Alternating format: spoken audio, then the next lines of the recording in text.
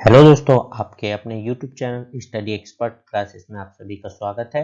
जिन्होंने हमारे चैनल अभी तक सब्सक्राइब नहीं किया, प्लीज़ हमारे चैनल को सब्सक्राइब कर लें और बेल आइकन की घंटी जरूर प्रेस करें ताकि आने वाले वीडियो की नोटिफिकेशन सबसे पहले आपको मिले।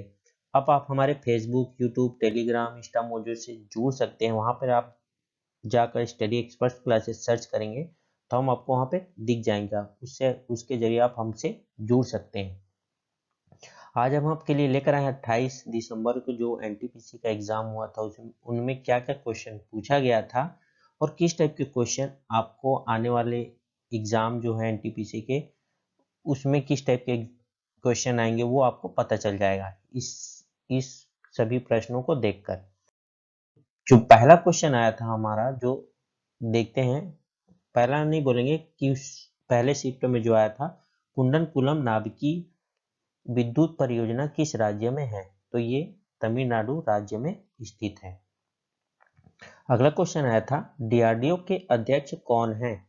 तो डीआरडीओ के वर्तमान अध्यक्ष कौन है? जी सतीश रेड्डी जी हैं। ध्यान में रखिएगा, जी सतीश रेड्डी।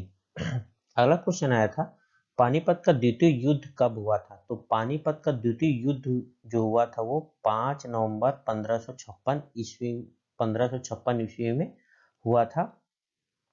और अगर पहला युद्ध की बात करेंगे, अगर पानीपत में पहला जो युद्ध हुआ था वो 1526 में हुआ था और वो तीसरा युद्ध जो हुआ था वो 1761 में। तो ध्यान रखिएगा, जो पहला युद्ध था 1526 में, दूसरा हुआ था 1556 में और जो तीसरा हुआ था 1761 में हुआ था। अगला क्वेश्चन था, कंप्यूटर का मस्तिष्क किसे कहा जाता है? तो कंप्यूटर का मस्तिष्क तो सभी जानते हैं कि सीपीयू को कहा जाता है और इसका फुल फॉर्म अगर बात करेंगे तो क्या हो जाएगा? Central processing unit. ध्यान में रखिएगा। अगला जो क्वेश्चन पूछा गया था, वर्तमान में बिहार के राज्यपाल कौन है? तो वर्तमान में जो बिहार के राज्यपाल है वो फागू चौहान जी हैं। ध्यान में रखिएगा, फागू चौहान जी बिहार के राज्यपाल। अगला क्वेश्चन पूछा गया था, बंगाल का विभाजन कब हुआ था? तो बंगाल का विभाजन जो हुआ था 1905 में हुआ था। अगला क्वेश्चन था, लोकसभा की अधिकतम सदस्य संख्या कितनी है? तो लोकसभा की सदस्य की जो अधिकतम संख्या जो है वो 552 है। अगला है, यूआरएल का फुल फॉर्म क्या होता है? तो यूआरएल का जो फुल फॉर्म पूछा गया है तो उसका फुल फॉर्म क्या है? Uniform resource locator.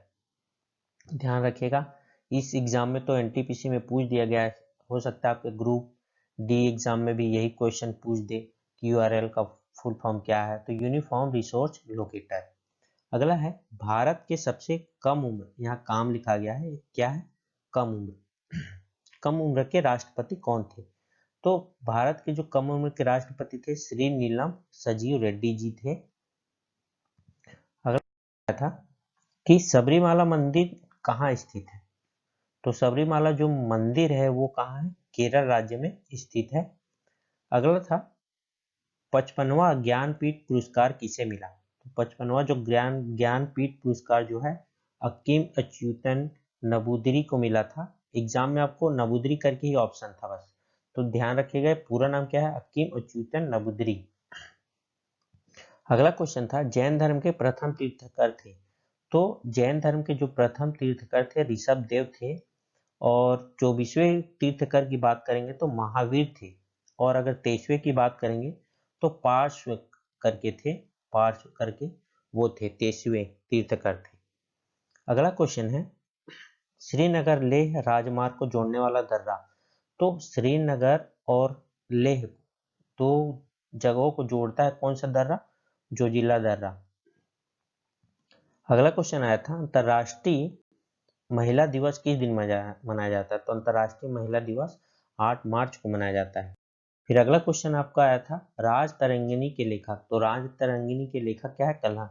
देखिए इसमें क्या है, सभी रिपीटेड क्वेश्चन आपको मिलेंगे एनटीपीसी के एग्जाम में। बहुत सारे ऐसे क्वेश्चन है जो रिपीटेड हैं और कुछ जो है रिपीटेड नहीं है, यानी कि करंट अफेयर्स वगैरह में आते हैं। फिर अगला क्वेश्चन पूछा गया था, ध्वनि का संचरण किसमें नहीं हो सकता? तो देखिए निर्वात में क्या है, ध्वनि का जो संचरण है वो नहीं हो सकता। बाकी सभी चीजों में, स्टील वगैरह हो गया और बाकी अन्य चीजों में ध्वनि का संचरण हो सकता है। फिर अगला क्वेश्चन पूछा गया था, खालसा पंथ की स्थापना किसने की थी? तो जो खालसा पंथ की स्थापना किसने की थी? गुरु गोविंद सिंह जी ने की थी। अगला है, विद्युत धारा की एसआई इकाई क्या है? तो विद्युत धारा की जो एसआई इकाई है क्या? हमारा एम्पियर है। फिर पूछा गया था, हिमाचल प्रदेश के मुख्यमंत्री कौन है? तो हिमाचल प्रदेश के जो अभी वर्तमान में मुख्यमंत्री जो हैं, जयराम ठाकुर जी हैं। अगला क्वेश्चन पूछा गया था, मानव रक्त का पीएच मान कितना होता है? तो मानव रक्त का पीएच मान देखिए 7.35 से लेकर 7.45 तक होता है। तो अगर इनके बीच में अगर आपको ऑप्शन मिलता है तो इनके बीच में कहीं आसपास मिलता है तो उसमें आप टिक करके आइएगा। कभी कभी ऐसा पूछ देगा 7.35 ही हो और 7.45 ही हो ऑप्शन में, इन दोनों में से एक ही ऑप्शन में पूछा जाएगा। अगला क्वेश्चन पूछा गया था, सर्वश्रेष्ठ फिल्म फेयर अवार्ड 2020 किसे दिया गया? तो जो फिल्म फेयर अवार्ड जो हुआ था सर्वश्रेष्ठ फिल्म का, तो इसमें जो गली बॉय करके मूवी थी उसे दिया गया था। अगला क्वेश्चन आया था, जलियांवाला बाग नरसंहार कब हुआ था?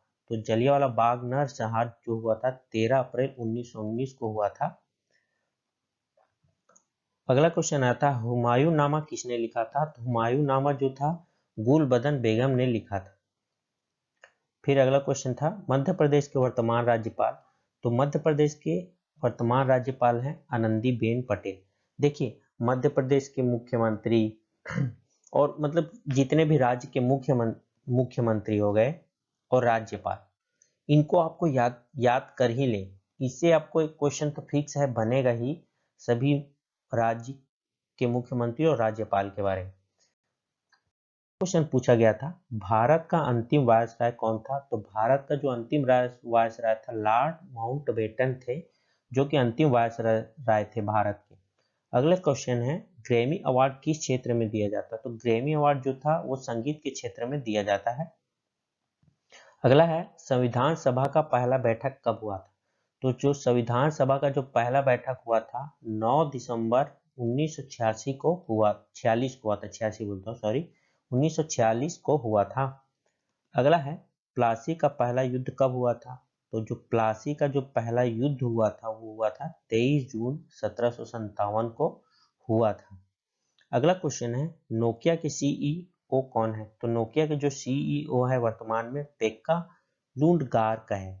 ध्यान रखिएगा, पेक्का लुंडगार्क है। अगला क्वेश्चन पूछा गया था, साइलेंट वैली नेशनल पार्क कहाँ है? तो साइलेंट वैली नेशनल पार्क जो है केरल राज्य में स्थित है। अगला है, विटामिन डी के कमी से कौन सा रोग होता है? रिकेटस। तो देखिए विटामिन से रिलेटेड जितने भी आपके क्वेश्चन बनते हैं उनको आप पढ़ ही लीजिए, क्योंकि हो सकता है वो आपके आने वाले अगले एग्जाम में, अगले जो शिफ्ट होगा 1-2 तारीख जब भी होगा आपका एग्जाम, उसमें आपको पूछा जा सकता है। अगला है, टिहरी बांध किस राज्य में स्थित है? तो उत्तराखंड राज्य में स्थित है। केंद्रीय आलू अनुसंधान संस्थान कहाँ है? शिमला में है। केंद्रीय आलू का जो अनुसंधान है, जो आलू वगैरह देख होता है जहाँ पे अधिकतर, वो क्या है? शिमला में स्थित है। अगला है, पदार्थ की मात्रा किससे मापी जाती है? तो कोई भी पदार्थ है उसकी मात्रा किससे? मोल से मापी जाती है। ध्यान रखिएगा, मोल से मापी जाती है।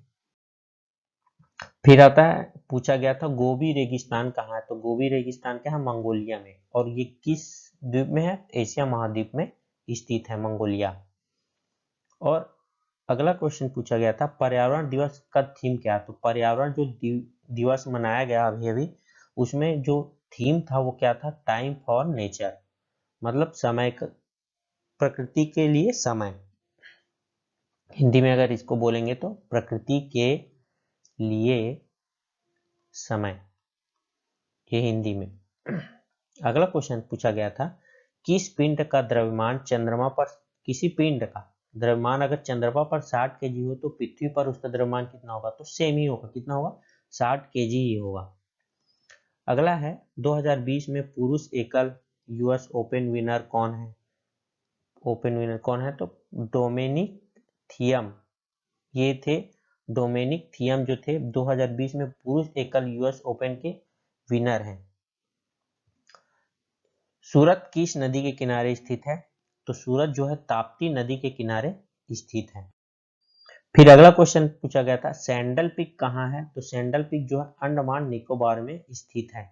सैंडल पीक की बात करेंगे तो कहाँ है, अंडमान निकोबार द्वीप में स्थित है।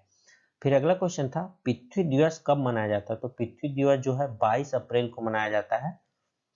फिर अगला क्वेश्चन पूछा गया था इंडोनेशिया की राजधानी जकार्ता। अब देखिए यहाँ पे क्या हो गया, देश के बारे में भी पूछ रहे हैं कि किस देश की राजधानी क्या है। तो ऐसे आपको सभी देशों के बारे में यानी कि राजधानी के बारे में आपको पता होना चाहिए कि कौन से देश की क्या राजधानी है। ये सभी जो देश हैं उनके बारे में आप याद कर लीजिएगा, राजधानी ही पूछा जाएगा, ज्यादा नहीं पूछा जाएगा इसमें। अगला है खेलो इंडिया यूथ 2020 के, ये कुछ नहीं है, के आयोजन गुवाहाटी मतलब कहाँ हुआ था। सीरीज बात है, खेलो इंडिया यूथ 2020 का आयोजन कहाँ हुआ था, गुवाहाटी असम में हुआ था। फिर अगला है कोविड केयर ऐप किस राज्य में लॉन्च किया गया, तो जो कोविड केयर ऐप जो था वो किस राज्य में लॉन्च किया गया था, अरुणाचल प्रदेश में लॉन्च किया था। अब देखिए कोविड यानी कि कोरोना से रिलेटेड कुछ इंपॉर्टेंट क्वेश्चन को भी पढ़ लीजिएगा, एग्जाम में ये भी एक आध क्वेश्चन पूछा जा रहा है कि कोविड केयर ऐप हो गया, और बहुत सारे ऐसे हो सकता है वैक्सीन के बारे में पूछ ले कि कौन सा देश है जो पहले वैक्सीन बनाया था। तो आपको पता है रशिया सबसे पहले वैक्सीन बनाने में कारीगर हो गया है। अगला क्वेश्चन है भारत का सबसे बड़ा हॉकी स्टेडियम कहाँ है, तो राउरकेला उड़ीसा में भारत का सबसे बड़ा हॉकी स्टेडियम है। तो आज के लिए बस इतना ही, और आने वाले एग्जाम की वीडियो हम प्रश्नों की वीडियो जरूर लेकर आते रहेंगे। तब तक के लिए धन्यवाद। हमारे चैनल को और सब्सक्राइब कर लें, और अगर वीडियो अच्छा लग रहा हो तो प्लीज़ लाइक कर लें और कमेंट करके बताएं हमें ये वीडियो आपको कैसा लगा, और इसको ज़्यादा से ज़्यादा शेयर करें कि आपको दोस्तों को भी पता चले कि एनटीपीसी के एग्ज़ाम में कैसे कैसे क्वेश्चन पूछे जाते हैं। थैंक यू, धन्यवाद।